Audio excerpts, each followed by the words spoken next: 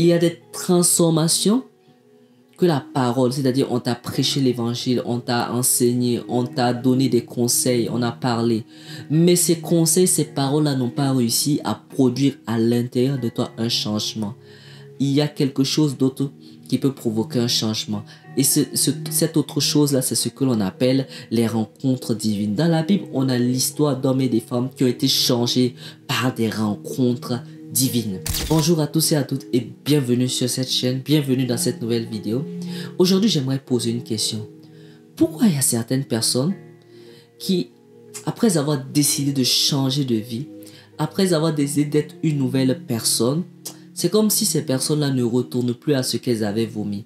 Mais il y en a d'autres qui prennent la décision de changer, qui prennent la décision, qui prennent de nouvelles résolutions. Mais c'est comme s'il y a des hauts, il y a des bas. Je retombe dans le péché, je me relève, je rétrograde, je reviens. Qu'est-ce qui fait la différence entre ces deux types de personnes?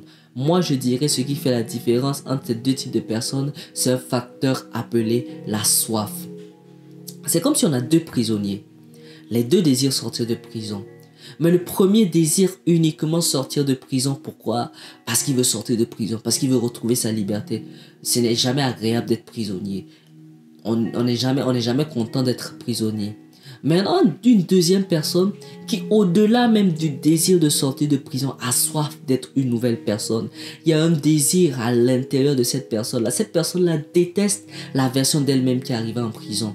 Si la version d'elle-même qui est arrivée en prison était un pédophile, était un agresseur, était un mari violent, était un impudique, était, je sais pas moi, un violeur, était un voleur, mais il déteste cette personne qui est venue en prison et désire être une nouvelle personne. Il dit si seulement on pouvait me donner une chance, si seulement je pouvais sortir de prison, si seulement je pouvais tout recommencer à zéro, je ferais les choses différemment. Je veux être une nouvelle personne. Vous pouvez être sûr que lorsque cette personne va sortir de prison, cette personne ne va plus retourner en prison parce qu'à l'intérieur de cette personne, il y a une soif. Elle cherche quelque chose. Elle cherche. Et c'est ça qui fait la différence. Lorsque le changement est motivé par une soif, lorsque le changement est motivé par une quête, par une recherche de quelque chose ou de quelqu'un qui peut déclencher ce changement-là à l'intérieur de nous, alors ce changement, lorsqu'il prend place, il est définitif. Nous sommes semblables alors à ce marchand de perles que dans la Bible parle, qui a trouvé une perle de grand prix et qui va vendre tout ce qu'elle a pour garder cette perle-là.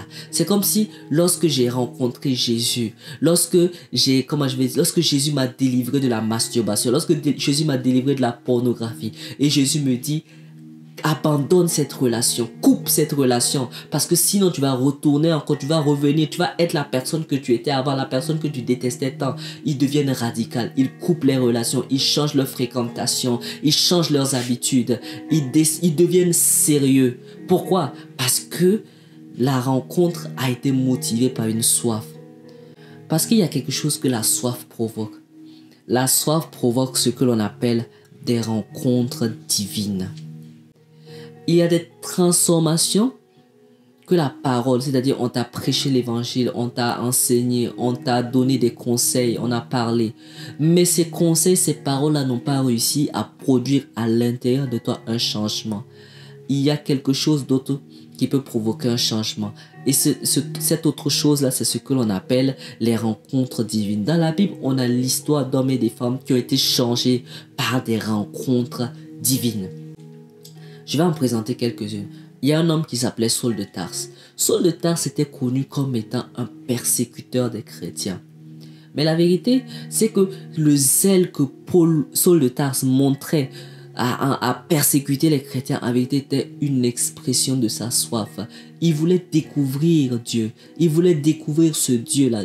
Pourquoi les chrétiens, ils sont si attachés à leur Dieu? On leur dit renie ton Dieu et meurs. Mais pourquoi il ne veut pas renier son Dieu? C'est comme si ça provoquait à l'intérieur de lui une irritation et une soif de comprendre, et il traduisait cette soif-là en persécutant les chrétiens.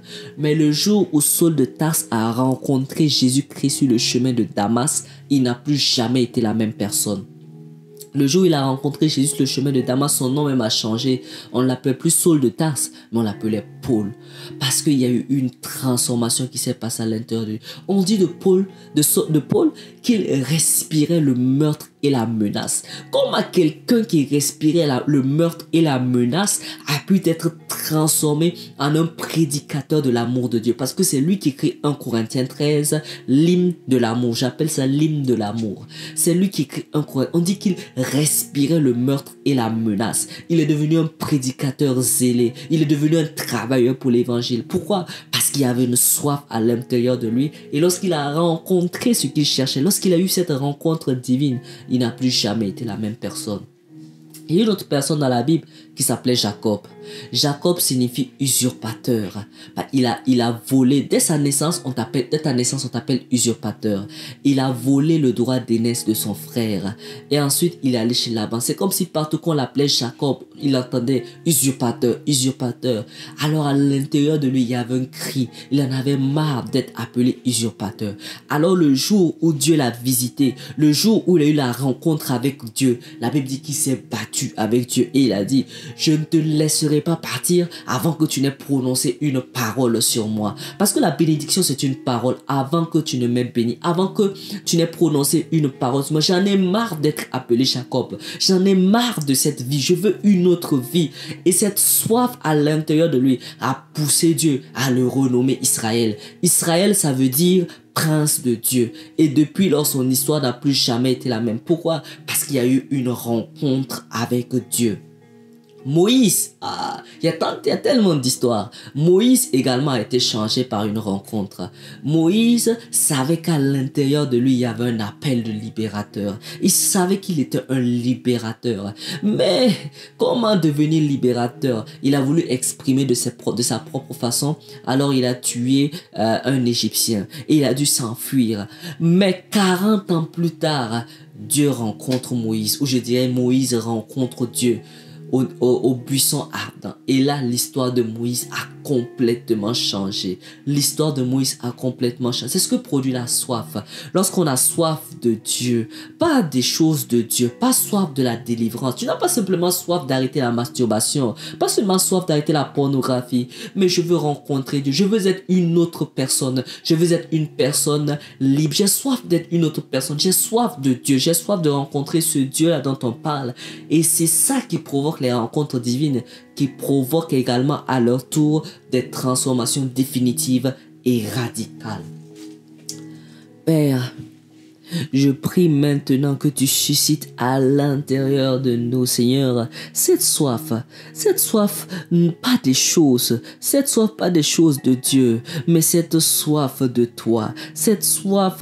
toi uniquement, qui amène réellement à la délivrance totale. Oh Père, délivre-nous de l'indifférence, mais mets en nous à l'intérieur une sainte colère, un désir d'être une nouvelle personne, un désir de rencontrer Dieu. Et c'est là que toi tu descends dans la prison et tu nous sors de la prison. C'est là qu'il y a rencontre avec toi. C'est là qu'il y a un cœur à cœur avec toi. C'est là que les verrous qui nous retenaient prisonniers cèdent. C'est là que les chaînes qui nous retenaient prisonniers cèdent et les verrous de fer, les portes d'airain tombent et nous sommes libérés. Père, crée à l'intérieur de nous une soif véritable et une soif ardente.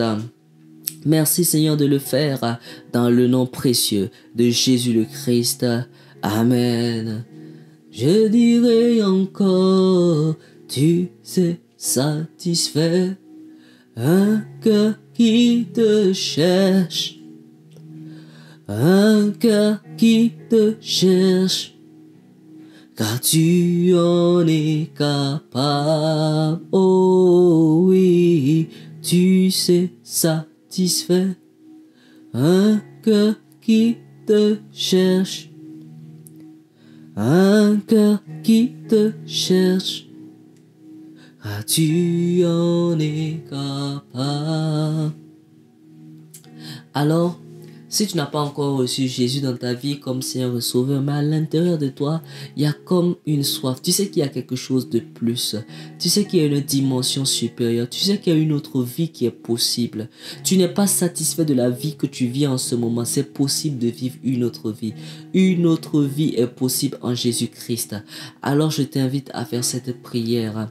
Dis après moi, Seigneur Jésus, je reconnais que je suis un pécheur. Mais aujourd'hui, je veux te rencontrer.